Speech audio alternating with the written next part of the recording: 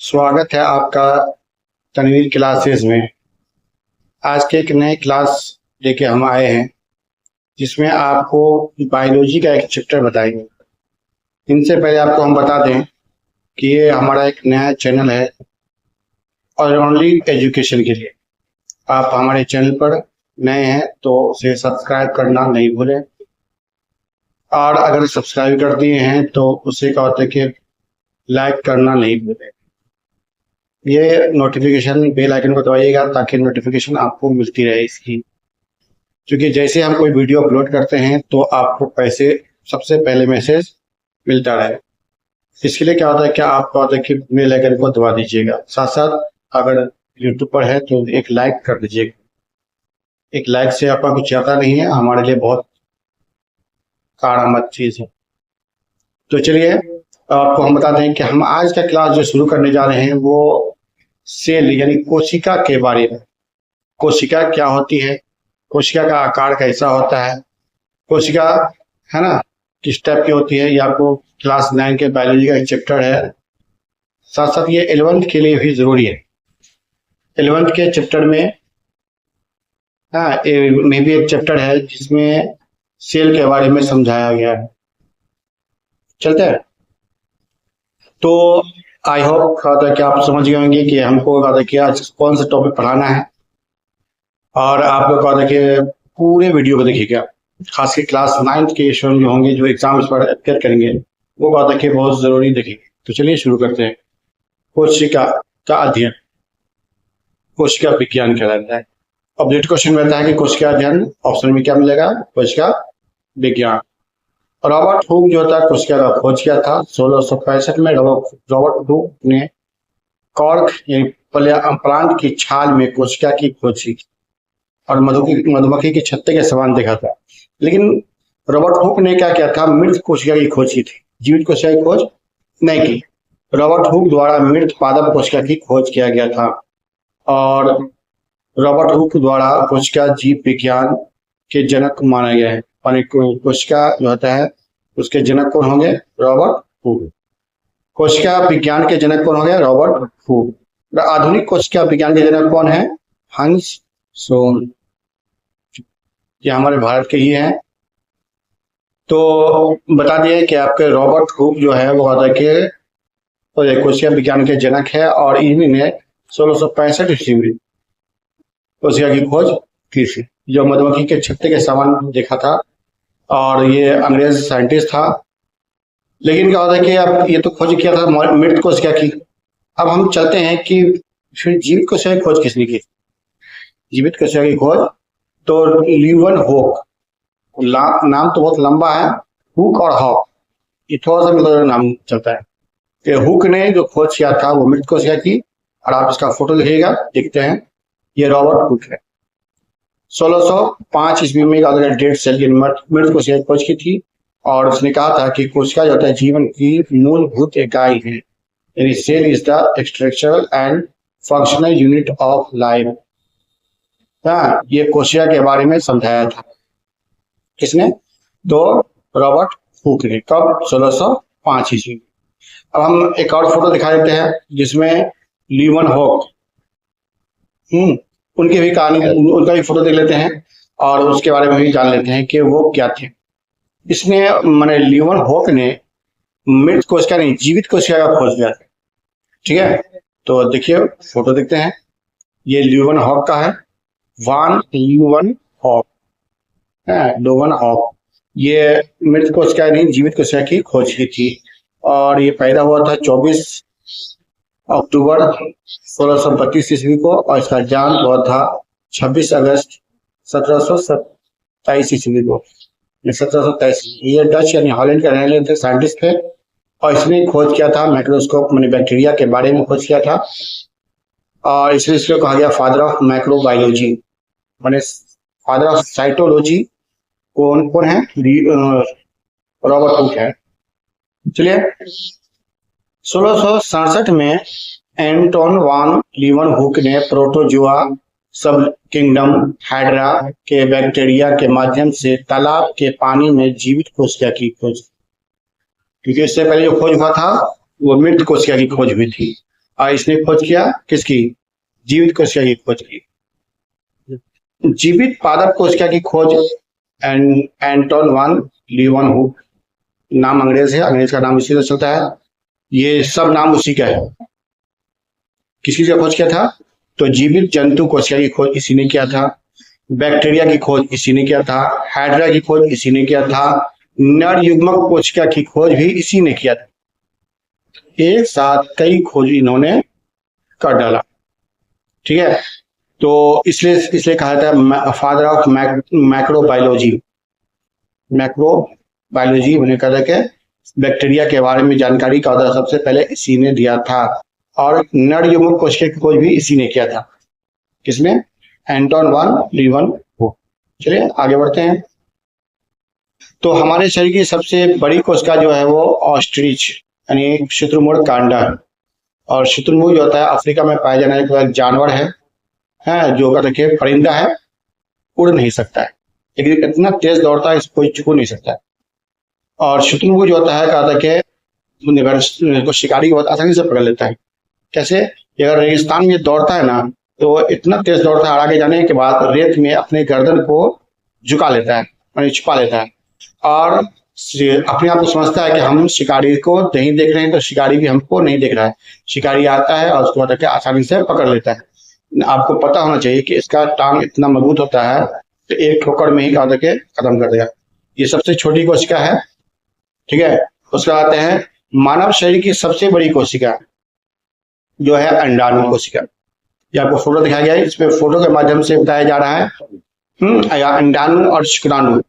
मैंने अगर अंडाणु बड़ा है तो शुक्राणु छोटा होगा। और एक बार का देखिए एक लेडीज में अंडाणु जो होता है वो एक महीने में एक ही बनता है, दूसरा नहीं बनता है। पूरे लाइफ में इसको 480 का रखे अंडाणु का निर्माण करता है। ठीक है, चलिए तो शुक्राणु के बारे में कहा था कि आपको जब हम रिप्रोडक्शन चैप्टर पढ़ाएंगे, जनन कोशिका जनन के बारे में पढ़ाएंगे, तब उसमें इस चैप्टर को डील करेंगे। ठीक है, आज आप नहीं समझिए कि मानव शरीर की सबसे बड़ी कोशिका कौन है। और एक और होता है मानव शरीर की सबसे लंबी कोशिका, तो बड़ी में और लंबी में फर्क है। ठीक है, देखते हैं, बड़ी कोशिका नहीं लंबी कोशिका। मानव शरीर की सबसे लंबी कोशिका जो है उसका नाम है नर्व सेल, तंत्रिका कोशिका। तंत्रिका कोशिका ये मानव शरीर की सबसे बड़ी लंबी कोशिका है। ये कहा गया है किताब में कि यह 1 मीटर तक लंबा होता है, 3 फुट से कुछ ज्यादा है। तो मानव शरीर की यह सबसे लंबी कोशिका है, जो का देखिए हमारे पीछे, इनका देखिए पीठ के तरफ का देखिए पाया जाता है। खैर इसकी कहानी का देखिए आपको 10वीं क्लास में बताया जाएगा, और नर्व के बारे में चैप्टर ही है तंत्रिका कोशिका, जिसमें न्यूरॉन को चैप्टर को पढ़ना है, और न्यूरॉन से क्वेश्चन बहुत ज्यादा पूछता है। ठीक है, आई होप आगे हम बढ़ते हैं कि मानव शरीर की सबसे छोटी कोशिका, मानव शरीर की सबसे छोटी कोशिका ये कौन सा है? शुक्राणु कोशिका है। तो अब आगे बड़ी कोशिका भी हो गया, अंडाणु हो गया, छोटी कोशिका क्या होगा? शुक्राणु हो गया। तो शुक्राणु के बारे में बता दिए कि हम आपको बार बार कह रहे हैं कि इसका एक वीडियो बन रहा है, जिसमें कहा था कि बहुत जल्द ही आपको मैसेज मिल जाएगा। और ये चैप्टर 9th क्लास के लिए और 10th क्लास के लिए दोनों को लिखना पड़ेगा, 9th क्लास और 10th क्लास दोनों को लिखना पड़ेगा। तो मानव शरीर की ये सबसे छोटी कोशिका है, और ये कहा था कि एक लिक्विड के रूप में रहता है, जो लिक्विड में तैरने का काम करता है। जब इसकी कहानी कहेंगे ना तो उसमें पढ़ाएंगे। ठीक है, चलते हैं आगे की तरफ। कोशिका का अध्ययन, ये आपको अपने पिछले क्लास में पढ़ भी लिया था। मैंने इस टॉपिक को भी जब शुरुआत हमने किया था उस समय भी आपने कहा था कि इसको पढ़ा था। आपको बता दें कि एक नया वीडियो हमारा लंच होने जा रहा है, सीटेट का क्लास, जो इस दशहरा में का चालू होगा।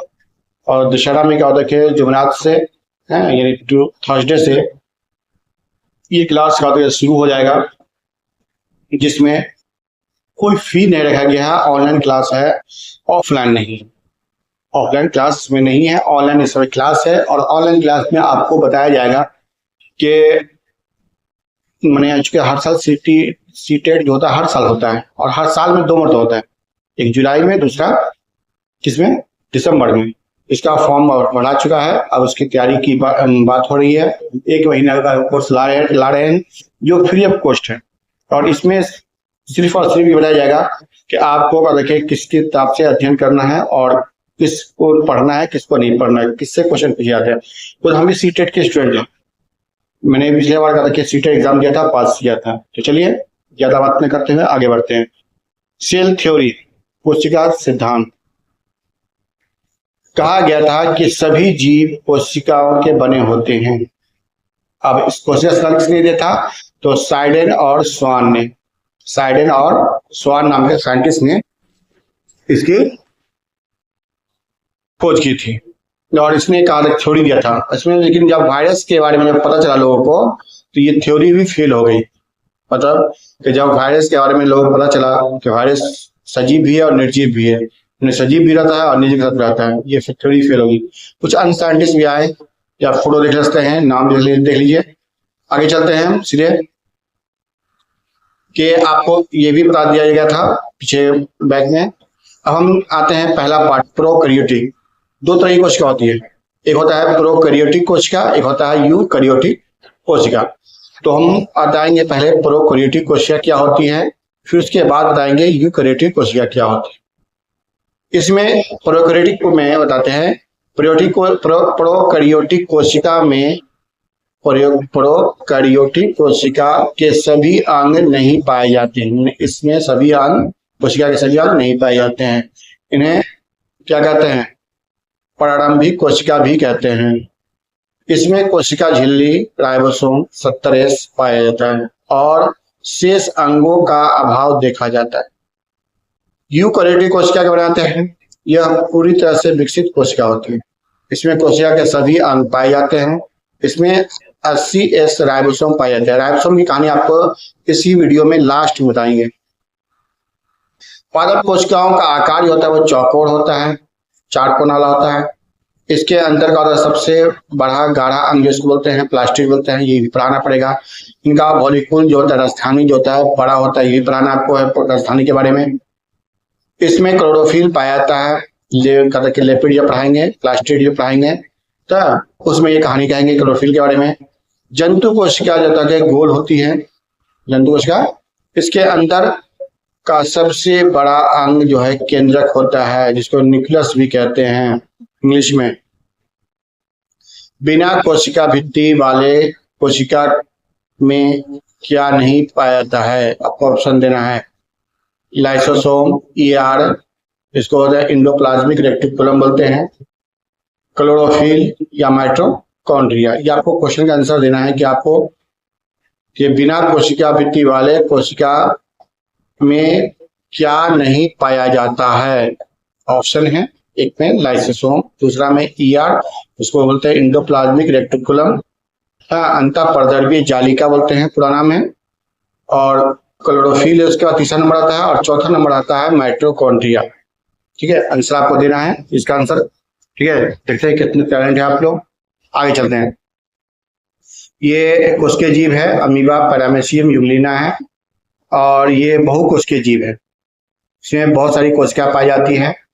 इसमें प्लांट यानी पेड़ पौधे आते हैं, उसके अलावा एनिमल जानवर आते हैं, ह्यूमन यानी मानव, इंसान यानी हम और आप लोग का देखे कौन सी बात है, मल्टी सेलुलर में आते हैं। और इंसान के शरीर में अगर उम्र के हिसाब से देखा जाए तो 60 गुने 10 का पावर 60 गुने 10 का पावर का होता है 60 ही होता है कोशिका पाई जाती है। इसमें मल्टी सेलुलर यानी बहुकोशिकीय जीवों में। और बहुकोशिकीय जीव जो हम लोग हैं, इसलिए कहते हैं कि हमारा हर पार्ट अलग अलग होता है, किसी से अटैच। खाने खाने का जो होता है अंग होता है वो अलग अलग होता है, सोने का सॉरी सुनने का जो होता है वो अलग होता है, बोलने का जो अंग होता है वो अलग होता है, मैंने हर पार्ट हम लोग का अलग अलग होता है। एक लेकिन एक कोशिकीय जीव जो होता है उसमें सब साथ होता है। ये आपको प्रोकैरियोटिक कोशिका और यूकैरियोटिक कोशिका में अंतर दिखाया गया है। अब आते हैं, पढ़ते हैं सेल मेम्ब्रेन, जिसको होता है कोशिका झिल्ली। जंतु कोशिका की बाहरी परत पर पादप कोशिका की दूसरी परत होती है। पहली परत जो होती है वो सेल वॉल होती है, जिसको हिंदी बोलते हैं कोशिका भित्ति बोलते हैं।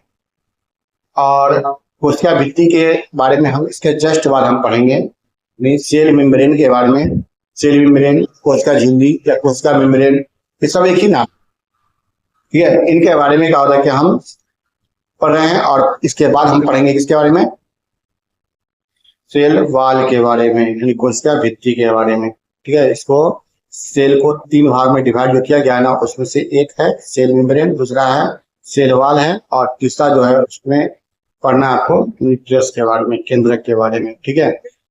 तो सेल मेम्ब्रेन के बारे में हम पहले कहानी कर देते हैं। एक झिल्ली नुमा होती है, एक क्या होता है झिल्ली नुमा रचना होती है, और इसके बारे में और जानते हैं। इसमें प्लाज्मा मेम्ब्रेन के नाम से भी जाते हैं, इसे प्लाज्मा मेम्ब्रेन, सेल मेम्ब्रेन दोनों नाम एक ही है। ये एग्जांपल किसमें दे सकते हैं आप लोग, प्लांट में, फंगस में, बैक्टीरिया में और एनिमल में। ये पोषण देने का काम करता है, और लाइपोप्रोटीन का ये बना होता है, फैट के अंदर का तक है फास्फोरस होता है। ये आपको थोड़ा सा हिंट दिया गया है किसके बारे में, इसके बारे में जी,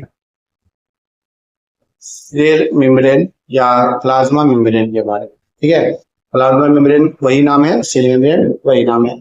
इनके बाद हम कहा कि आपको हम बताएंगे सेल वाल के बारे में, और जिसकी वाल जितनी मजबूत होती है, वाल मतलब दीवार, जिसकी दीवार जितनी मजबूत होगी वो कहा उतने फायदेमंद होगा, वो अपने आप में सुरक्षित होगा। और उनसे सेल वाल का अगर कमजोर है तो फिर दिक्कत है, ठीक है। तो हम बता रहे थे इसके बारे में, फिर आगे चलते हैं। अगला है साइटोप्लाज्म, कोशिका द्रव। यह कोशिका भित्ति में पाया जाता है, कोशिका भित्ति के अंदर का पार्ट है। जब कोशिका भित्ति पढ़ाएंगे तो उसमें पर डील करेंगे हम। ये ट्रांसपोर्ट ऑफ न्यूट्रिशन में वाटर और सॉल्ट का ट्रांसपोर्ट करता है। उसके अलावा यह अनऑक्सी शोषण होता है। शोषण जो होता है वो 2 तरह का होता है, एक होता है ऑक्सी शोषण, एक होता है अनऑक्सी शोषण। हाँ, ऑक्सी शोषण बोलते हैं एरोबिक, और इंग्लिश में बोलते हैं अनऑक्सी को एनएरोबिक। हाँ, जिसमें ऑक्सीजन की क्या पूर्ति होती है, जिसमें ऑक्सीजन का उपयोग किया जाता है उसको बोलते हैं ऑक्सी शोषण, और जिसमें ऑक्सीजन का उपयोग नहीं किया जाता है उसको बोलते हैं अनऑक्सी शोषण। चौथा पॉइंट है, इसका नाम है ऊर्जा। 2 एटीपी निकालता है साइटोप्लाज्म, कितना आता है। और हम लोग जब खाना खाते हैं तो हमारे पास शरीर में 38 एटीपी निकलता है, 38 एटीपी बनता है, जिसमें से 36 एटीपी जो होता है वो कौन बनाता है, माइटोकॉन्ड्रिया और करप साइकिल से बनाता है। ये 2 एटीपी यहाँ से जोड़ देते हैं तो 36 2 38 एटीपी हो गया, और 686 किलो कैलोरी एनर्जी भी कहा के साथ साथ बनता है जब हम कहा के भोजन करते हैं। तो यस, चलिए उसके आते हैं कि साइटोप्लाज्म जो है वो इसका पार्ट है, सेल वाल का एक पार्ट है, ठीक है। इसके बाद हम लोग सेल वाल की हम निकलेंगे और सेल वाल के बारे में जानेंगे, ठीक है। आप चैनल पर हमारे नए हैं तो लाइक जरूर बनता है, साथ साथ सब्सक्राइब करना नहीं भूले, ठीक है। अभी अब तक देखिए 100 से 125 का देखिए सब्सक्राइबर का देखिए बढ़ गए, इतना तेजी बढ़ गए पता नहीं चला। आप लोग का ये प्यार का देखिए अगर इस तरह से बना रहे तो देखिए हम रोज नए नए वीडियो लाएंगे और आपको नए तरह से सिखाएंगे। सुने कि इस तरह से सेल वाल को बता रहे हैं कि फोटो के साथ समझा रहे हैं, उस दिन मेरे पास कहा था कि कैमरा आ जाएगा और अगर उसके आसानी से समझाने में आसानी रहेगा। चलते हैं सेल वाल के बारे में। सेल वाल क्या होता है? यह केवल पादप कोशिका में होता है। पादप मतलब प्लांट, मैंने पेड़ पौधा, मैंने सिर्फ पेड़ पौधा में ही पाया जाता है। कौन? Cell wall. यह सेल्यूलोज का बना होता है। मैंने किसका बना होता है? सेल्यूलोज का बना होता है। यह कोशिका को निश्चित आकार और आकृति बनाए रखने में मदद करता है। कोशिका को देखा जाए तो निश्चित आकृति और निश्चित आकार जो होता है देने का काम कौन करता है? ये सेल वाल करता है। अगर इसकी दीवार भी है ना, दीवार इसकी कमजोर होगी तो उतना ही कमजोर होगा। यह पेड़ों को कठोरता ही प्रदान करता है, और पेड़ में जो मजबूती होता है ना, इसके छाल वगैरह समझ में होता है, इसी के अंदर ही पाया जाता है। जंतु में पाया जाता है तो लेपिड और प्रोटीन के रूप में, पादप में पाया जाता है सेल्यूलोज के रूप में, जीवाणु में पाया जाता है तो पेप्टिडोग्लाइकन में पाया जाता है, और कवक में पाया जाता है तो काइटिन के रूप में पाया जाता है।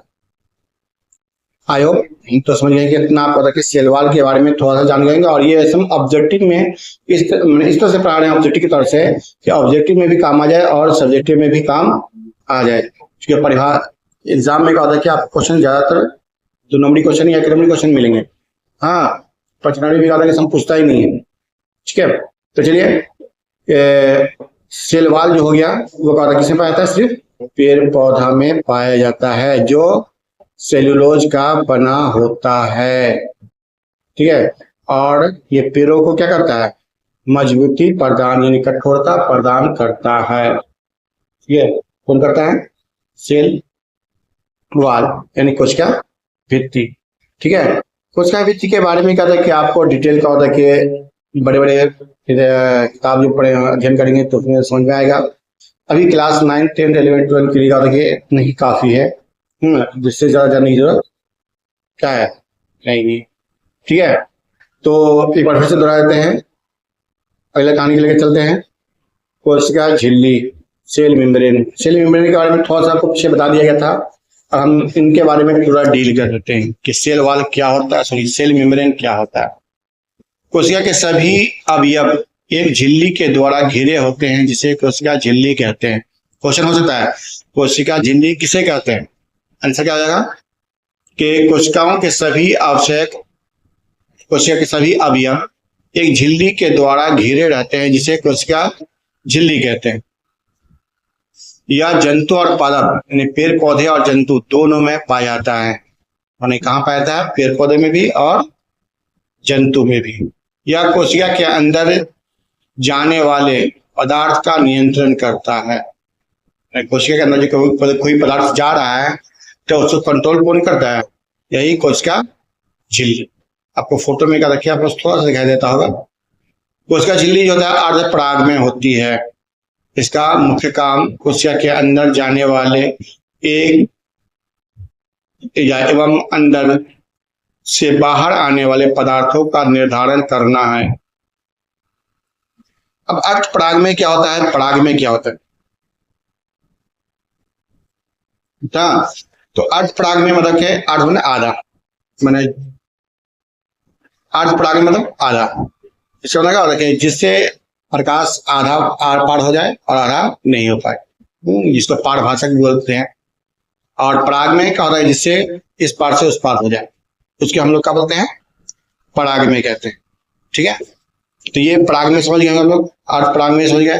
ठीक है, और इसमें क्वेश्चन में रहता है कि दोनों में क्या अंतर है। ठीक है, तो हम बता रहे थे कोशिका झिल्ली के बारे में, सेल मेम्ब्रेन के बारे में। ठीक है, सेल मेम्ब्रेन की कहानी बहुत लंबी है। ठीक है, लेकिन क्या होता है कि क्लास को देखते हुए और वीडियो को लंबा न करते हुए, शॉर्ट करते हुए क्या होता है कि इनको इतना ही तक महदूद रखा गया है। ठीक है, तो कोशिका झिल्ली का हम पढ़ते हैं नेक्स्ट की तरफ, और नेक्स्ट में क्या है, कोशिका झिल्ली को देखा जाए तो दो भाग में बांटा गया। यह कोशिका के अंदर आंतरिक सहायता प्रदान करता है। इसकी खोज किया था किसने, कैथ पॉटर ने, अल्बर्ट क्लाउड ने और अर्नेस्ट है ना फुलाम ने। मतलब इन तीन साइंटिस्ट ने मिलकर होता है कि अंतःपर्दरवी जालिका की खोज की थी। अंतःपर्दरवी जालिका जो होती है वो दो प्रकार की होती है, चिकनी और खुरदरी। इन अंतःपर्दरवी जालिका, इसको इंग्लिश बोलते हैं एंडोप्लाज्मिक रेक्टिकुलम। ये ER, पहला अक्षर E और उसका पहला अक्षर R, तो ER के नाम से जाना जाता है। चिकनी जो होता है, चिकनी को होता है स्मूथ, यानी इसको शॉर्टकट बोलते हैं SER। चिकनी अंतःपर्दरवी जालिका को इंग्लिश में क्या बोलते हैं, स्मूथ एंडोप्लाज्मिक रेक्टिकुलम या SER। यह कोशिका में कार्बोहाइड्रेट तथा वसा के संश्लेषण में सहायता करता है। मतलब क्या होता है, इससे किसका संश्लेषण होता है, तो कार्बोहाइड्रेट का और वसा का। दूसरा है इसका नाम है खुरदरी, खुरदरी को बोलते हैं रफ। खुरदरी अंतःपर्दरवी जालिका, हाँ ये RER का नाम जाना जाता है। खुरदरी अंतःपर्दरवी जालिका के बाहरी झिल्ली के ऊपर छोटे छोटे कण होते हैं जिन्हें राइबोसोम कहते हैं। और राइबोसोम होता है प्रोटीन के संश्लेषण में सहायक होता है। मतलब कि राइबोसोम क्या करता है, प्रोटीन का संश्लेषण करता है। ठीक है, तो अब पढ़ लिया है कि अंतःपर्दरवी जालिका किसे कहेंगे, ये कितने प्रकार के होते हैं और इनका काम क्या होता है। इसके दो ही प्रकार का होता है अंतःपर्दरवी जालिका, और दोनों में काम मैंने है। क्या काम है, एक है कार्बोहाइड्रेट का और वसा का पाचन करता है, चिकनी वाली जो है, और दड़ी जो है वो कहते हैं कि राइबोसोम प्रोटीन का संश्लेषण करता है। ठीक है, तो मैंने देखा जाए तो इस तरह से न्यूट्रिशन में भी कहते हैं कि आपको पढ़ाएंगे कि प्रोटीन के बारे में, वसा के बारे में, कार्बोहाइड्रेट के बारे में, विटामिन के बारे में, खनिज लवण के बारे में, इन सभी के बारे में कहानी के बाद आपको न्यूट्रिशन यानी पोषण चैप्टर जो पढ़ाएंगे ना क्लास 9 में, तो उसमें ज़्यादा समझाया जाएगा। चलिए, तो अब आपको बता कि हम बता दें कि अंतःपरद्रवी जालिका, ठीक है, अंतःपरद्रवी जालिका के बाद जो होता है वो राइबोसोम का ही नंबर जाता है। लेकिन हम लोग का कहता है कोई सिस्टम में पढ़ते हैं कि राइबोसोम को पढ़ना है लास्ट में, बाकी सबको धीरे धीरे क्लास समझ के बढ़ जाए। ठीक है, एक बार आपको फिर से बता दें कि आप इस वीडियो के माध्यम से क्या होता है कि सेल के बारे में पढ़ रहे हैं, और सेल के बारे में जो डिटेल करने जा रहे हैं वो आपको एक कंपटीशन के बैच में भी कहा काम आने वाला है। इसलिए कंपटीशन के बैच वाले जो हैं वो कहा कि इसको कहा कि ध्यान से नोट कर लेंगे, काम खुद ब खुद समझ में आ जाएगा। ठीक है, तो अंतःपरद्रवी जालिका के बारे में कहते हैं पढ़ा रहे थे अभी आपको हम, अब पढ़ाएंगे इसके बाद आपको किसके बारे में, लवक को प्लास्टिड बोलते हैं। देखा जाए यह केवल पादप कोशिका में पाया जाता है और 3 प्रकार का होता है। हरित लवक जिसके इंग्लिश बोलते हैं क्लोरोप्लास्ट, अवर्णी लवक बोलते हैं ल्यूकोप्लास्ट, वर्णिक लवक जिसे बोलते हैं क्रोमोप्लास्ट। तो हम तीनों के बारे में थोड़ा जानकारी इकट्ठा करते हैं, जानकारी लेते हैं कि हरित लवक किसे कहेंगे, अवर्णिक लवक किसे कहेंगे, और वर्णिक लवक किसे कहेंगे, वर्णित लवक किसे कहेंगे। ठीक है, पहले आते हैं हरित लवक जिसको इंग्लिश बोलते हैं क्लोरोप्लास्ट। यह भोजन के निर्माण करता है, भोजन का निर्माण कौन करता है, क्लोरोप्लास्ट, इसलिए पत्ती का रंग हरा होता है। कहा गया कि पत्ती तथा तना में पाया जाता है। इसके अंदर एक हरे रंग का पर्णहरित पाया जाता है, इसको इंग्लिश बोलते हैं क्लोरोफिल बोलते हैं। इसकी सहायता से पौधे प्रकाश संश्लेषण करता है। हरित लवक को पादप कोशिका की रसोई कहा जाता है, खाना बनाने का एक मशीन। तो ये था किसके बारे में, हरित लवक के बारे में। हरित लवक की कहानी जो आपको 10वीं क्लास में थोड़ा सा मिलती है, थोड़ा सा भी कर देते, इसी भी कर देते हैं कि प्रकाश संश्लेषी अंगक भी कहा गया किसको, हरित लवक को। पत्ती से प्रकाश संश्लेषण प्रक्रिया पूरी होती है और इसमें क्लोरोफिल का रहना जरूरी है। अगर क्लोरोफिल नहीं रहा तो प्रकाश संश्लेषण नहीं हो पाएगा, इसलिए क्लोरोफिल का रहना जरूरी है। अब क्लोरोफिल किसमें पाया जाता है, सिर्फ पेड़ पौधा में पाया जाता है, मानव में पाया नहीं जाता है, जानवर में नहीं पाया जाता है। किसमें पाया जाता है, सिर्फ पेड़ पौधे में पाए जाते हैं, क्योंकि इसमें प्रकाश संश्लेषण क्रिया होती है। प्रकाश संश्लेषण क्या होता है, जब वायु से CO2 गैस, सूरज का प्रकाश और जड़ से जल, खनिज लवण, इन सभी को लेकर के पत्ती जब भोजन तैयार करती है, और इसको ही हम लोग क्या कहते हैं, प्रकाश संश्लेषण कहते हैं। आई होप समझ गए होंगे आप लोग, प्रकाश संश्लेषण के बारे में भी समझ गए होंगे। अब हम आपको बताएंगे हरित लवक के बारे में, सॉरी अवर्णित लवक के बारे में, इंग्लिश बोलते हैं ल्यूकोप्लास्ट। फिर उसके बाद इसी में बताया जाएगा वर्णित लवक के बारे में। ठीक है, तो मेरे साथ बने रहेगा। कहा था कि वीडियो को लंबा न होते हुए कहा था कि हम शॉर्ट कर रहे हैं इसी वजह से, और वीडियो का था कि जितना कम से कम में कहा था कि आपको डील कर दिया जाए उतना फायदेमंद है। ठीक है, इसके बाद आज का क्लास में कहा था कि 9th के लिए और 10th के लिए दोनों के लिए था। ठीक है, इसमें बताया गया था कि लवक के बारे में। ठीक है, लवक का दूसरा पार्ट है, इसका नाम है अवर्णित लवक। यह रंगहीन लवक है, यह पौधे को उन भागों में पाया जाता है जहां सूरज का प्रकाश नहीं पहुंचता है।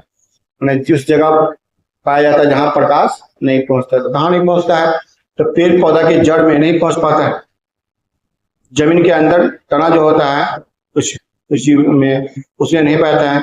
या भोजन क्या होता है, यानी भोज पदार्थों का संग्रहण करने वाला लवक है, मतलब भोजन को जमा करने वाला भी है। अगला है, इसका नाम है वर्णित लवक। यह रंगहीन लवक होता है। रंगीन मतलब कलर। यह लवक रंग प्रदान करता है, इसलिए इसे में क्रोमो होता है कलर। वर्णित लवण जो होते हैं, वर्णित लवक, यह रंगीन लवक होते हैं। यह लवक रंग प्रदान करता है। अब रंग प्रदान किसमें करता है? पुष्प में। इसलिए फूल का रंग जो होता है, किसी का लाल, किसी का हरा, पीला, यानी जिसका हर तरह का फूल आजकल मार्केट में मिल रहे हैं। बीज, तो बीज का रंग देने में या फिर फूल का रंग देने में कौन मदद करता है? क्रोमोप्लास्ट, यानी वर्णित लवक। टमाटर जो होता है उसमें क्या होता है? लाइकोमिन पाया जाता है। गाजर जो है उसमें क्या होता है? कैरोटीन पाया जाता है। चुकंदर है उसमें विटामिन पाया जाता है। ये सब का रखे क्रोमोप्लास्ट के नाम है। क्लोरोप्लास्ट जो होता है, क्रोमोप्लास्ट, इनके नाम दिए गए हैं। ठीक है, आई होप कि हम समझ गए होंगे कि आप वर्णित लवक के बारे में जान गए होंगे। वर्णित लवक के बाद नंबर आता है, वर्णित लवक जो हो गया उनके बाद का रखे नंबर आते हैं गोल्जी उपकरण, गोल्गीकरण, हाँ, लेकर बसा हो गया, इन सब आते हैं। तो चलिए आगे बढ़ते हैं। ये आपको कुछ अंतर दिखाई दे रहा है। किसके बारे में अंतर दे रहे हैं? पादप कोशिका और जंतु कोशिका में अंतर। पादप कोशिका में और जंतु कोशिका में अंतर दिखाया गया है। अब देखिए कि पादप कोशिका जो होता है उसमें कोशिका भित्ति पाई जाती है, माने प्रेजेंट इन सेल वॉल पाया जाता है। लेकिन जंतु कोशिका में सेल वॉल नहीं पाया जाता है, क्योंकि माइक्रोस्कोप जब 1931 में का तक के इलेक्ट्रॉन माइक्रोस्कोप का आविष्कार हो गया और इससे कई हज़ार गुना का तक के बड़ा दिखाया जाने लगा चीज़ को, तब उस समय प्लांट एनिमल के बारे में खोज किया गया था। ठीक है, दूसरा पॉइंट है कोशिका झिल्ली पाई जाती है और इसमें भी एनिमल सेल में भी कोशिका झिल्ली पाई जाती है। इसमें केंद्रक पाया जाता है, इसमें भी के केंद्रक पाया जाता है। क्रोमोप्लास्ट पादप कोशिका में पाया जाता है, लेकिन जंतु कोशिका में नहीं पाया जाता है। क्लोरोप्लास्ट के कारण उसका पत्ती का रंग का होता है कि हरा होता है, या फिर किसी का पत्ती का रंग पीला भी होता है। लेकिन क्लोरोफिल का रखे सभी में पाया जाता है। क्लोरोफिल वर्णक जो होता है वो सही पाया जाता है, इसीलिए पत्ती में प्रकाश संश्लेषण की प्रक्रिया पूरी होती है, लेकिन पौधे जंतु में नहीं। तो अगला पॉइंट हमको पढ़ाना है, इसका नाम है माइटोकॉन्ड्रिया। माइटोकॉन्ड्रिया के बारे में डिटेल कर देते हैं कि इसकी खोज हुआ था, कब हुआ था? 1880 ईस्वी को, है ना, कि खोज किया गया था। और खोज करने का कौन था? कोलिकट के द्वारा की गई कीटों की रैखिक पेशियाँ में है। दूसरा पॉइंट है कि 1890 में, मैंने 10 साल के बाद, अल्टमैन ने कोशिकाओं में इसकी उपस्थिति को बताया और उन्हें इनका नाम रखा बायोब्लास्ट। क्या नाम रखा? बायोब्लास्ट। इसके 8 साल के बाद 1898 में सी बेंडा ने इनका नाम रखा माइटोकॉन्ड्रिया। मतलब कि खोज असल में किसने किया था? सी बेंडा ने इसका नाम रखा था, लगे इसका खोज किया था। ठीक है, जब खोज किया, ठीक है, तो उस समय का होता है कि उसका नाम नहीं रखा गया था। खैर, नाम बाद में रखा गया। कब रखा गया? 1898 में। यह कोशिकीय द्रव में पाई जाने वाली गोलाकार अथवा सूत्राकार रचना होती है। माइटोकॉन्ड्रिया जो होती है दोहरी झिल्ली से घिरी होती है तथा इन उभारों को क्रिस्टी कहते हैं। क्रिस्टी जो होता है वो क्या होता है कि कोशिका द्रव में पाई जाने वाली गोलाकार, गोल टाइप की अथवा सूत्राकार धागानुमा रचना होती है।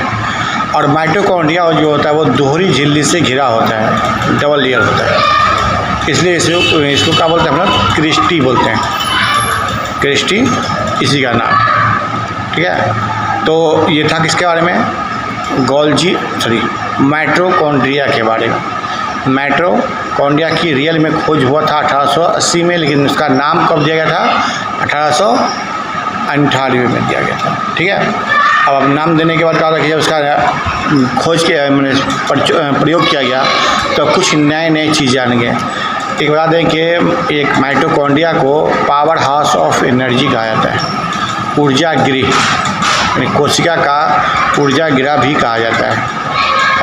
क्योंकि इसमें एटीपी का निर्माण होता है और एटीपी जो होता है वो कहता है कि 32 एटीपी 32 से 36 एटीपी का होता है कि ये बना लेती है। 2 एटीपी जो होता है वो कहाँ से आता है? क्रेब्स साइकिल से या साइटोप्लाज्म से आ जाता है। ठीक है, क्रेब्स साइकिल भी कहानी आपको जब कहा कि इसका पढ़ाएंगे चैप्टर तो उसमें बता दिया जाएगा कि किस तरह से क्रेब्स साइकिल होता है।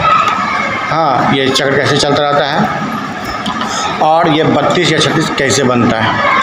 ठीक है, तो आई होप कहा था कि माइटोकॉन्ड्रिया के एक पार्ट के बारे में आपको समझाया तो आप लोगों को समझ में आ गया होगा। अब आपको बता दें कि माइटोकॉन्ड्रिया इतना ही कहने से नहीं होता है। माइटोकॉन्ड्रिया के ऊपर आप एक फ़ोटो दिखा देते हैं। फ़ोटो में क्या माइटोकॉन्ड्रिया जो होता है वो किस टाइप का होता है, वो इसका खोज किसने किया? तो माइटोकॉन्ड्रिया खोज अल्टमाओ ने किया था, नाम दिया था बेंडा ने। ये फ़ोटो है माइटोकॉन्ड्रिया, इसको हिंदी बोलते हैं सूत्रकणिका। माइटोकॉन्ड्रिया तो इंग्लिश नाम हुआ, इसका हिंदी नाम क्या होगा? सूत्रकणिका। सूत्रकणिका ये आप आकार में दिखाई दे तो एक चप्पल के आकार का होता है। आकार में किसके आकार का होता है? चप्पल के आकार का होता है। चलिए, उसके बाद ये आपको दिखाया गया धागा ऐसा रचना दिखाया गया, उसमें तीर का निशान दिया गया। ठीक है, आपको इस लिखना तो नहीं है, फ़ोटो का ड्रॉ करना पड़ेगा। एग्ज़ाम में फ़ोटो मस्टली रहता है, मैंने फ़ोटो पूछता ही है, फ़ोटो बनाना पड़ेगा, फ़ोटो का ज़रूरत पड़ जाती है। ठीक है, तो माइटोकॉन्ड्रिया इसको बोलते हैं सूत्रकणिका। इसकी खोज किया था अल्टमाओ ने और जब 1890 में सब खोज किया गया, 1880 में खोज किया गया था, लेकिन नाम रखा बेंडा ने। बेंडा ने कब नाम रखा? 1898 में। 1898 में इसका नाम माइटोकॉन्ड्रिया रखा गया था। ठीक है, अब माइटोकॉन्ड्रिया के बारे में आवाज़ इतना तो जान गए, फ़ोटो के साथ समझ गए, लेकिन हम माइटोकॉन्ड्रिया जो होता है उसका क्या क्या काम होता है वो देखते हैं। ये न्यूक्लियस के बारे में आता है कि माता और पिता दोनों में पाया जाता है, दोनों का डीएनए लेता है। और डीएनए जो होता है वो कहता है कि एक टेस्ट होता है जिसमें क्या होता है कि अगर कोई बच्चा के कहेगा मेरे फादर जी हैं और फादर जी इसको एक्सेप्ट नहीं करते हैं तो डीएनए टेस्ट कराया जाता है। और डीएनए टेस्ट कराने के बाद ये पता चल जाता है कि आखिर उसका जीन जो है वो उसमें पाया जाता है या नहीं, यानी उसका गुण जो है उसमें है, विद्यमान है या फिर नहीं है। अगर रहता है तो ठीक, नहीं रहता है तो हटा देता है। अगला आते हैं माइटोकॉन्ड्रिया के बारे में कुछ और पॉइंट देते हैं। इससे पहले हम बता चुके थे कि माइटोकॉन्ड्रिया को कोशिका का ऊर्जा गृह कहते हैं। मतलब ये है कि पावर हाउस ऑफ एनर्जी किसका? सेल का, क्योंकि यह ऊर्जा उत्पन्न करता है और कितना बनाता है? माइटोकॉन्ड्रिया में कोशिका श्वसन के अंतर्गत कार्य एटीपी का निर्माण करता है। हाँ, और उसका था कि ऑक्सीकरण होता है, मतलब कि जहाँ भोजन का ऑक्सीकरण होता है वहाँ। और माइटोकॉन्ड्रिया में कोशिका का क्या होता है? श्वसन में काम ले जाता है। काम बता दें क्या होता है? कोशिका के भीतर जो होता है श्वसन हो गया या एटीपी। आप पूछेंगे एटीपी क्या होती है? तो एटीपी जो होता है इसका पूरा नाम होता है एडिनोसिन ट्राइफॉस्फेट। ए से एडिनोसिन, टी से ट्राई और पी से फॉस्फेट, मैंने फॉस्फेट का 3 अणु एडिनोसिन पर करके पाया जाता है। ठीक है, ये आपको माइटोकॉन्ड्रिया का नीचे फ़ोटो दिखाया गया है जूम करके। हाँ, अगर आप लिखना फिगर तो बना चुके होंगे, हाँ, लेकिन क्या देखिए आपका अगर लिखे नहीं है तो इसका कुछ काम वगैरह होता है तो आप लिख लेंगे। ये क्लास में देखिए ऑफलाइन क्लास में क्या देखिए इसका हम पार्ट भी दिखा देंगे। ऑनलाइन में इतना ही जानिए, ठीक है। और ऑफलाइन में क्या होता है कि इसके बारे में डिटेल क्या होता है कि कहानी कहा जाएगा, ठीक है। माइटोकॉन्ड्रिया तो हो गया। इसके बाद एक और चीज़ है जिसका नाम है गोल्जी कॉम्प्लेक्स। अब ये कॉम्प्लेक्स एक नया वर्ड आ गया है। कॉम्प्लेक्स से हमारा होता है, उसको कहते हैं कॉम्प्लेक्स किसे कहते हैं? तो कॉम्प्लेक्स उस चीज़ को कहते हैं जो एक नहीं, दो नहीं, कई चीज़ों से मिलकर बनाया गया हो। कॉम्प्लेक्स में एक दो नहीं, यानी कई चीज़ों को जोड़ करके या फिर कई चीज़ को मिला करके जब बनाया जाता है तो उसी का नाम आता है कॉम्प्लेक्स। है चलिए, तो इसमें तो गॉल्जी नाम जो दिया था और इसे खोज करने वाला भी क्या था, एकदम सिंपल था, ज़्यादा नहीं ना, अपने नाम का ही नाम रख दिया। माइटोकॉन्ड्रिया का नाम रखा गया था, अपने नाम पर नहीं रखा। बेंडा ने नाम रखा था, बेंडा नहीं रखा, माइटोकॉन्ड्रिया रखा। लेकिन गॉल्जी कॉम्प्लेक्स जो होता है, यानी गॉल्जी उपकरण जो होता है या गॉल्जी काय भी बोलते हैं, ये सब क्या होता है, इसका नाम जो रखा था ना, उसका साइंटिस्ट का नाम ही था गॉल्जी, और उसने अपने नाम पर इसका नाम रखा। ठीक है, तो आई होप हम समझ गए हैं कि माइटोकॉन्ड्रिया के बारे में आप लोग जान गए होंगे और समझ भी गए होंगे। ठीक है, चलते हैं हम अगले पॉइंट की तरफ, और अगले पॉइंट पे आपको हम गॉल्जी माइटोकॉन्ड्रिया जो हो गया, माइटोकॉन्ड्रिया का कुछ वर्ड आपको दिखाएंगे, कुछ पॉइंट और नोट करवाएंगे, और उसके बाद सीधे ले चलेंगे गॉल्जी उपकरण या गॉल्जी कॉम्प्लेक्स के बारे में, और आपको बताया जाएगा कि गॉल्जी कॉम्प्लेक्स क्या होता है। ठीक है, चलते हैं। गॉल्जी बॉडी पार्टी खोज किया था कैमिलियो गॉल्जी, बता देते ना। इसको बोलते हैं ट्रेजिस्टिक पुलिस कहा जाता है, ये एक तरह से पुलिस का भी काम करता है।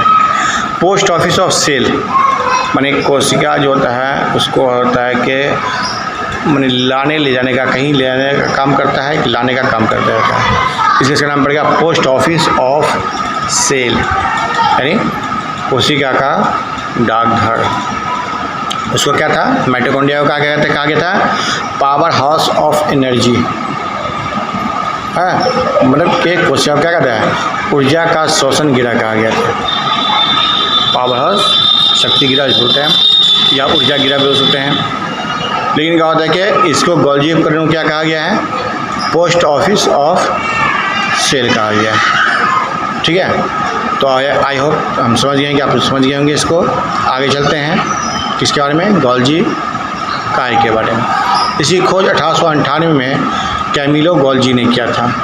यह पादप कोशिका का परिवहन करता है, अर्थात यातायात में सहायक करता है, इसलिए इसे यातायात प्रबंधक यानी कहता है कि यातायात मैनेजर भी के नाम से जाना जाता है।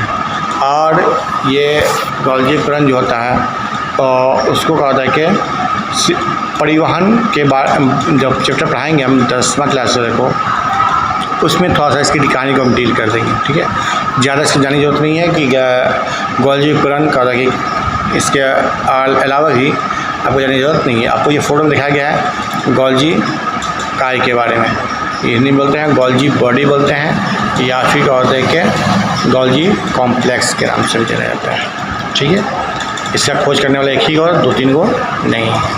ठीक है, आई होप हम समझ गए कि आप गॉल्जी काय के बारे में जान गए होंगे, और उसके बाद क्या होता है कि आगे बढ़ते हैं, और आगे बढ़ के आपको अगली कहानी सुनाने की कोशिश करते हैं।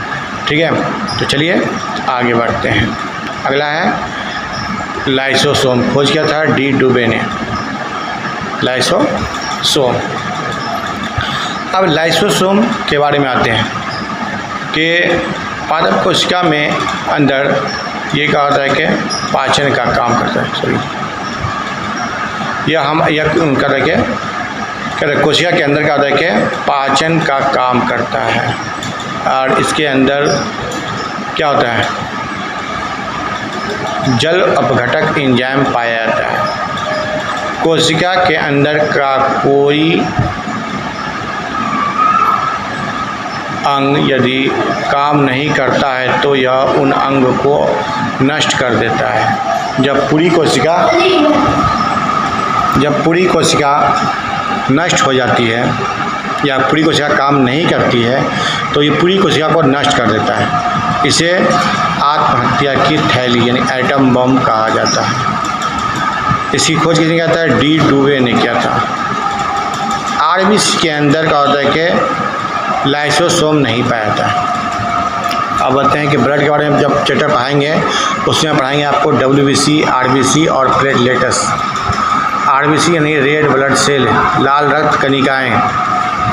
लाल रक्त कणिकाएं यानी आरबीसी के अंदर लाइसोसोम नहीं पाया जाता है, अतः आरबीसी क्या होता है, मरने के बाद स्प्लीन, जिसको पलीहा या तिल्ली के नाम से जानता है, इसमें यह पाया जाता है, जिस कारण से क्या होता है, एथिलीन को क्या कहा जाता है, आरबीसी का कब्र कहा गया, पलीहा को आरबीसी का कब्र भी कहा गया है। और ये तिल्ली जो होता है, जो हम लोग कहते हैं कि देखते हैं जीव जंतु में कहते पाया जाता है, तो देखते हैं, इंसान तो दिखते नहीं इंसान के रूप में, तो आरबीसी का होता है कि वहाँ जाके नष्ट हो जाता है, जमा हो जाता है, ठीक है। और लाइसोसोम को आत्महत्या की थैली भी कहा गया है। और ये पीत के रूप में हरा रंग का एक पदार्थ होता है, ये इसी पदार्थ में का रखे एक गोला टाइप बनाया रहता है, जो रहता है, जो कहता है कि आप लोग कहते हैं कि मीट मछली खाते होंगे तो कहता है कि आपको मछली मीट में कहता है कि या मुर्गा के में आपको ये नज़र आ जाएगा, ठीक है। और ये बहुत जहर होता है एक तरह से, चूँकि HCl गैस इसमें पाई जाती है, ठीक है। आगे बढ़ते हैं लाइसोसोम के बारे में। लाइसोसोम की खोज क्या नाम था, क्रिश्चियन डी डुबे ने किया था। यह कोशिका के अंदर पाचन का काम करता है, खाना को पचाने का काम कौन करता है, लाइसोसोम करता है। और एक दिन में 1.5 लीटर तो होता है लाइसोसोम का होता है कि यार बॉयल जूस जिसको बोलते हैं वो निकाला जाता है। फिर उसके बाद इसके अंदर जल अपघटक एंजाइम पाया जाता है। कोशिका के अंदर का कोई अंग यदि काम नहीं करता है तो उस अंग को नष्ट कर देता है, यानी ख़त्म कर देता है। अब क्वेश्चन होगा, अरे सब काम न करे तब, अरे सब काम नहीं करे तो उसको भी नष्ट कर देगा। मतलब जब पूरी कोशिका काम नहीं करती है तो यह क्या करता है, फट जाता है, जिससे पूरी कोशिका नष्ट हो जाती है। इसलिए कहा गया आत्महत्या की थैली कहा गया, यानी सुसाइड बैग, एटम बॉम्ब, ठीक है, जो भी कहा गया हो। उसमें लाइसोसोम जो होता है वो कहता क्या है, हमारे लिए अगर फ़ायदेमंद है तो नुकसानदेह भी है, और जितना फ़ायदा करता है उतना नुकसान भी करता है। अगर फट गया तो कहता है कि इंसान का होता है कि इंसान की मृत्यु हो सकती है, इसलिए ये क्या होता है, थैली के अंदर का होता है कि पैक रहता है, ठीक है। इसमें क्या होता है कि कोई छेड़छाड़ नहीं किया जाता है। खैर चलते हैं, लाइसोसोम चूँकि छोटा मोटा चैप्टर है नहीं, इस किताब में हम चूँकि शॉर्ट ही लिए हैं, ज़्यादा लंबा क्लास में गए नहीं हैं, लेकिन फिर भी क्या होता है कि आपको बता दें कि लाइसोसोम का हमारे शरीर में होना बहुत ज़रूरी है, क्योंकि ये बैक्टीरिया को मारने का भी काम करता है। आपको बता दें कि आप चैनल पर एक लाइक बंद कर दीजिए, इतना अच्छा वीडियो बनाए हुए हैं, एक लाइक तो बनता है, हाँ देखिए वीडियो देखिए और लाइक भी करते चले जाइए।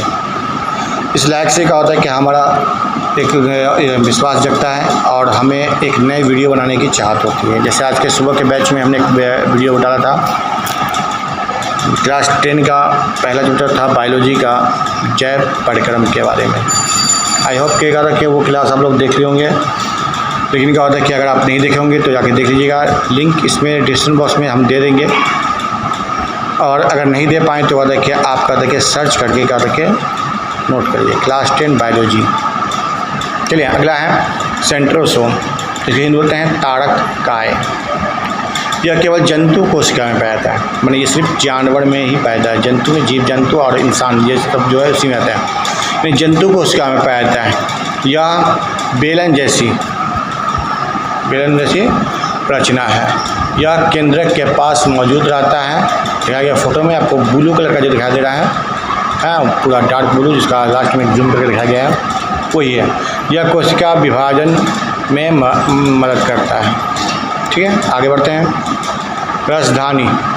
यह निर्जीव रचना है, इसमें तरल पदार्थ भरा रहता है जो कि एक झिल्ली से घिरा हुआ होता है, ठीक है। रसधानी में एक प्रकार का द्रव पाया जाता है जिसे कोशिका रस कहते हैं। कोशिका रस में जल, खनिज लवण, कार्बोहाइड्रेट इत्यादि पाए जाते हैं। रसधानी जंतुओं में छोटी होती है तथा पादपों में बड़ी होती है, यानी इंसान में क्या होता है कि छोटा होता है और जानवर पेड़ पौधे में क्या होता है, बड़ा होता है। कौन बड़ा होता है, रसधानी। रसधानी जो है आपको बिहार बोर्ड में क्या रखे बहुत ही कम दिया गया है पॉइंट को ही, ठीक है। आगे की तैयारी में कहा था कि आपको हम ये इसका अलग वीडियो बनाएंगे और आपको देंगे। तो राजधानी के बारे में बता रहे थे कि ये राजधानी क्या है, निर्जीव रचना है, सजीव नहीं है, क्या है, निर्जीव है। चलिए आगे बढ़ते हैं। वॉलिक्यूल जिसको बोलते हैं रिक्तिका, पौधे में 70% भाग खाली होता है। इसका काम भोजन को संग्रहित करना होता है। माने पौधे में 70% भाग जो होता है वो खाली ही होता है। और रिक्तिका का जो काम क्या होता है, भोजन को जमा करना होता है। फूड कलेक्शन, भोजन को जमा करने का काम कौन करता है, रिक्तिका करता है। चलिए अब बता दें कि आपने पढ़ा था कि कोशिका जीवन की सबसे छोटी इकाई है। अब उस इकाई को हम पढ़ रहे हैं, उसके अंदर ही बहुत सारा पार्ट है। ठीक है, तो आई होप क्या कहा था कि आप यहाँ तक आकर के समझ गए होंगे कि रिक्तिका क्या होती है और उसका काम क्या होता है। उसका काम एक ही है, भोजन को जमा करना होता है। ठीक है, और ये पौधे में पाया जाता है। और उसका पौधे का जो देखा जाए तो 70% भाग का होता है कि खाली होता है और उसमें कुछ नहीं रहता। ठीक है, उसके बाद हम आते हैं अब यहाँ पर से मेन टॉपिक को लेकर चलते हैं। मैंने शुरू में अच्छी टॉपिक गई, बीच वाला में क्या रखे आना और जाना लगा रहा। ठीक है, अब जो मेन टॉपिक है उसको पढ़ाना है। नाम है केंद्रक, न्यूक्लियस सेंटर।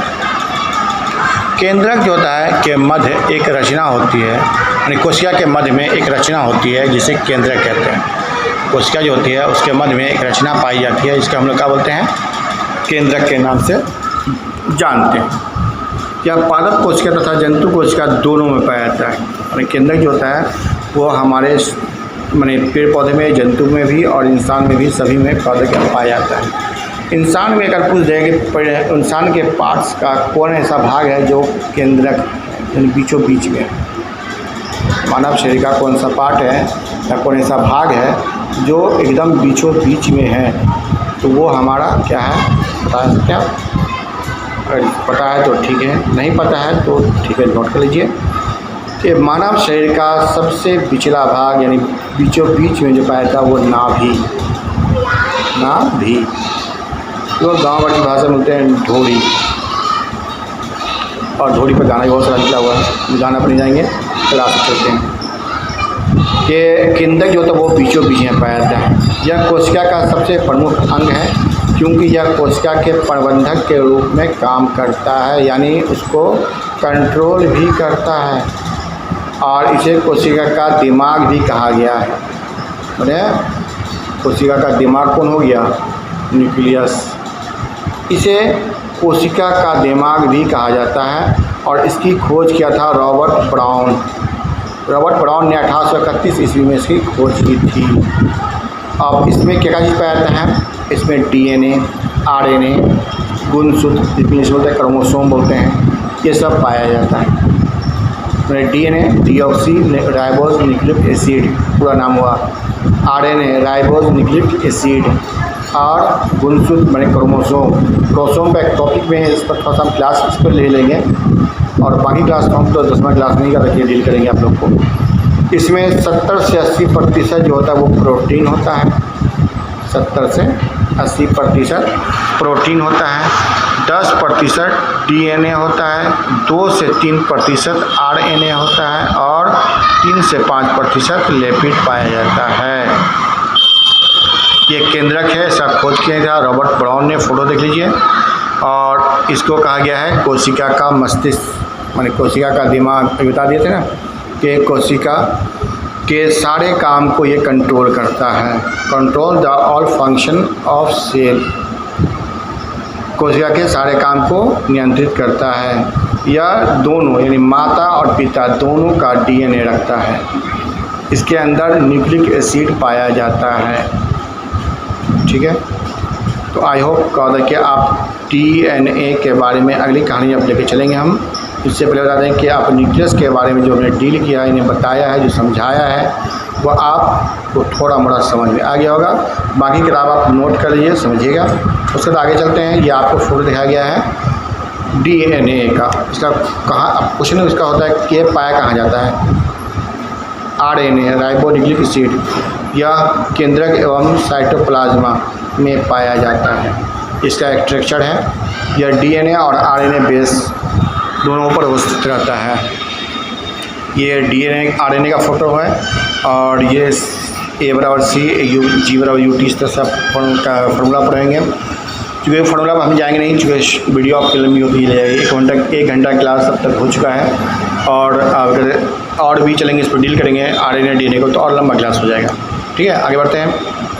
ये है क्रोमोसोम और इंसान में 23 जोड़ा क्रोमोसोम पाया जाता है। इसका नाम दिया गया था, किसने दिया था? वाल्टर ने। और इसका खोज किसने किया था? कार्ल विलियम्स ने खोज किया कोई और ने और नाम दिया। इस तरह से माइटोकॉन्ड्रिया का खोज किया कोई और ने और नाम दिया कोई और ने। तो आते हैं क्रोमोसोम का खोज किसने किया था? कार्ल विलियम, नाम दिया वाल्टर। तो आते हैं गुणसूत्र यानी क्रोमोसोम खोजा गया, किसके द्वारा खोजा गया?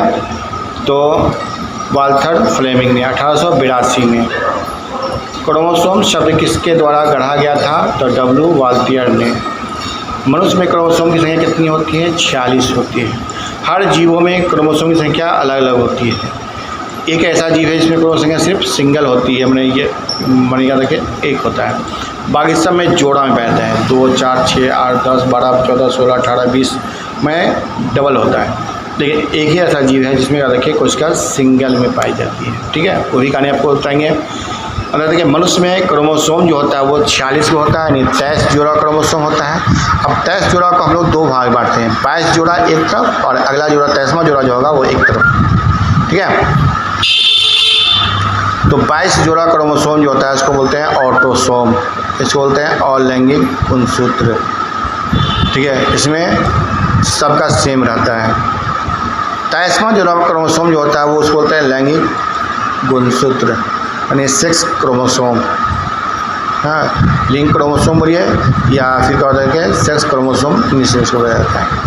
और 23वां जोड़ा क्रोमोसोम जो होता है वो डिनोट करता है कि आप किसके पूर्वज हैं या आपके पूर्वज कौन है, आप किसके पुत्र हैं या पुत्री हैं, हाँ, लड़का या लड़की हैं, जो भी है ABCD आप ही हम भी वही तरह। और लैंगिक गुणसूत्र जो होता है और लैंगिक गुणसूत्र, तो मनुष्य में 22 जोड़ा क्रोमोसोम जो होता है वो कहता है कि सबका और लैंगिक होता है। 23वां जोड़ा क्रोमोसोम जो होता है वो देखिए सबका अलग अलग होता है। अब कहिए कि अलग में क्या होता है? तो अगर पुरुष है, मतलब कि जेंट्स है, ठीक है, मेल है, तो उसका क्रोमोसोम क्या होगा? XY, X और Y यानी XY। और महिला जो होगी उसका क्रोमोसोम क्या होगा? XX। इसलिए अगर पुरुष का क्रोमोसोम X का X से मिल गया तो बनेगा XX यानी लड़की होगी। अगर Y मिल गया X से तो XY होगा जिससे लड़का होगा। तो डिपेंड कैसे करता है? गुणसूत्र जो डिपेंड करता है किस पर? पुरुष पर, कि पुरुष का कौन सा क्रोमोसोम जो होता है वो कहते हैं कि किससे मिला? महिला से मिला। ठीक है, आगे बढ़ते हैं। जीन, ये आनुवांशिक इकाई कहा गया। जीवों की आनुवांशिक इकाई को जीन कहा गया है और जीन का खोज किया था जॉनसन ने, विलियम जॉनसन ने खोजा गया था। मानव में जीन जो होता है वो 25,000 से लेकर के 30,000 तक के बीच होता है। तब तो 1-2 जीन नहीं होता है, 10-15 हज़ार 5,000 नहीं होता है, कितना? 25,000 से लेकर 30,000 क्या होते हैं? जीन पाए जाते हैं। ये जीन भूत जिन्नात नहीं, ये जीन दूसरा जीन के बारे में बता रहे हैं हम लोग।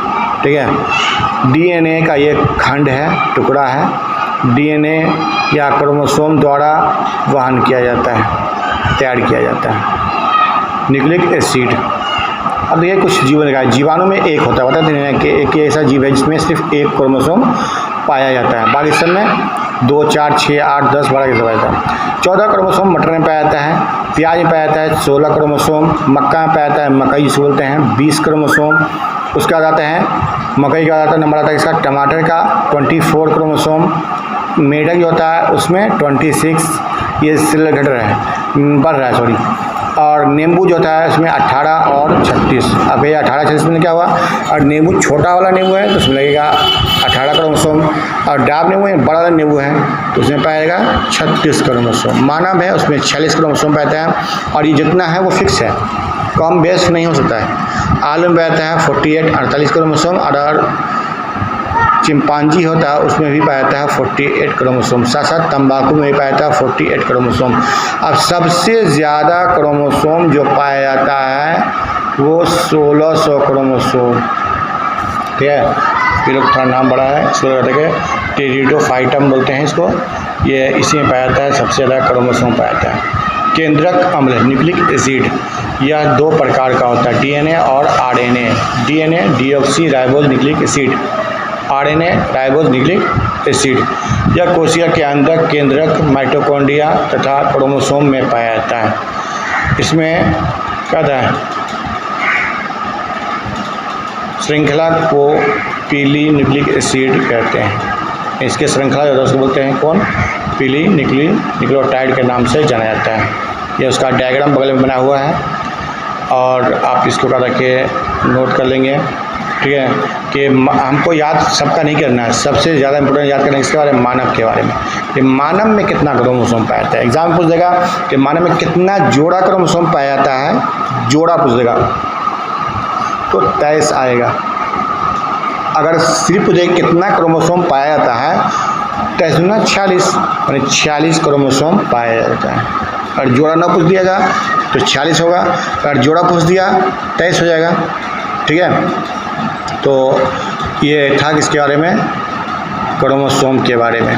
और क्रोमोसोम जो होता है वो डिपेंड किस पे करता है कि लिंक क्रोमोसोम मेन जो है वो पढ़ाना है, और उसी से पता चलता है कि कौन लड़का है कौन लड़की है। ठीक है, उसके बाद क्रोमोसोम के भी अभी पार्ट चलेंगे, क्योंकि क्रोमोसोम जो होता है वो चैप्टर आपका लास्ट चैप्टर में पढ़ाते हैं, और वीडियो में भी हम लास्ट में ही बने रहेंगे। ठीक है, बहुत जल्दी हम वीडियो को एंड करने जा रहे हैं। इसके बाद क्या होता है कि आपका होता है कि हमारे चैनल पर क्या होता है कि सब्सक्राइब करना नहीं भूलेंगे, और साथ लाइक करिए कर दें। ठीक है, हमारे पास जो सब्सक्राइबर जितना तेज़ी में बढ़ रहा है, ये आप लोग की कृपा है, मेहरबानी है जो हमारे को लाइक कर दें हैं। ठीक है, क्रोमोसोम के बाद आपको चैप्टर को हम फिनिश कर देंगे, चूँकि वीडियो 1 घंटा से प्लस हो गया है, बोलना भी पड़ता है उतना भाई। आगे बढ़ते हैं। राइबोसोम, राइबोसोम क्या होता है, यह पादप कोशिका तथा जंतु कोशिका दोनों में पाया जाता है। इसकी खोज किया था जॉर्ज ई क्लाडे, इसकी खोज किया था। उसके बाद यह कोशिका का सबसे छोटा अंग होता है। यह राइबोन्यूक्लिक एसिड नामक अम्ल व प्रोटीन की बनी होती है। इसका बना होता है राइबोसोम, राइबोन्यूक्लिक एसिड आरएनए और प्रोटीन का बना होता है। इसे प्रोटीन की फैक्ट्री भी कहा जाता है। इसको क्या कहा जाता है, प्रोटीन का फैक्ट्री भी कहा जाता है। किसको, राइबोसोम को। इसका काम क्या होता है, इसका काम होता है प्रोटीन का संश्लेषण करना होता है। प्रोटीन का संश्लेषण करना काम इसका होता है। ठीक है, और प्रोटीन जो होता है कि दाल में पाया जाता है, यानी दलहन जितने पौधे होते हैं वो सब में सब क्या होता है, प्रोटीन पाया जाता है। जब हम कहते हैं कि पढ़ाए थे आप लोग को पाचन तंत्र, उसमें बताया था कि प्रोटीन का संश्लेषण यानी प्रोटीन का पाचन कहाँ पूरा होता है, और कार्बोहाइड्रेट का पाचन कहाँ पूरा होता है। ठीक है, कार्बोहाइड्रेट का पाचन कहाँ पूरा होता है, और मैंने प्रोटीन का पाचन कहाँ पूरा होता है। ठीक है, खैर प्रोटीन के बारे में चल रहे थे, सॉरी राइबोसोम के बारे में चल रहे थे कि राइबोसोम जो होता है वो 2 प्रकार का होता है। आप लोग को याद होगा कि पहले क्लास में शुरू में बता दिए थे कि प्रोकैरियोटिक कोशिका और यूकैरियोटिक कोशिका बताए थे। उसी में आपको बताए थे कि एक में राइबोसोम पाया जाता है और एक में राइबोसोम जो होता है वो 70S, एक में 80S था। ठीक है, तो ये 70S और 80S क्या होता है वो हम इस वीडियो के अंत में बताएंगे। ठीक है, लगभग कहा था कि वीडियो बहुत ज़्यादा लंबा होता जा रहा है, और 1 मिनट का होता है कि 1 घंटा 4 मिनट हो चुके हैं मेरे साथ बने हुए। आप लोग के लिए बहुत बहुत शुक्रिया इतना देर हमारा साथ देने के लिए। ठीक है, इस वीडियो को हम कहते हैं कि यहीं पर फिनिश करते हैं, और हमको लास्ट पॉइंट बता देते हैं कि राइबोसोम जो होता है 2 प्रकार का होता है। 70S आकार में छोटा होता है, उदाहरण क्या आता है माइटोकॉन्ड्रिया और बैक्टीरिया।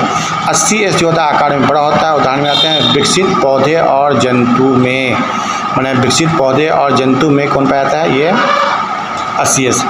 तो हमारे चैनल पे बने रहिए, लाइक और सब्सक्राइब करना भूलिएगा नहीं, और लोगों को शेयर करिए ताकि क्या होता है वो लोग भी फ़ायदा उससे उठा सकें। और आप लोग क्या होता है कि इस वीडियो में अगर कुछ त्रुटि हो या कुछ समझ में नहीं आया हो, वो कहता है कि आप कमेंट करें, कमेंट का हम उत्तर देंगे। और वीडियो अच्छा लगता है तो लाइक कर दीजिए, है, और कोई नए बंदे हैं तो वो सब्सक्राइब करना नहीं भूलें, बिना सब्सक्राइब के मत देखिए, ठीक है। खैर एनीवे, इसके साथ ही आपसे इजाज़त चाहते हैं। खुदा हाफिज़, गॉड ब्लेस यू।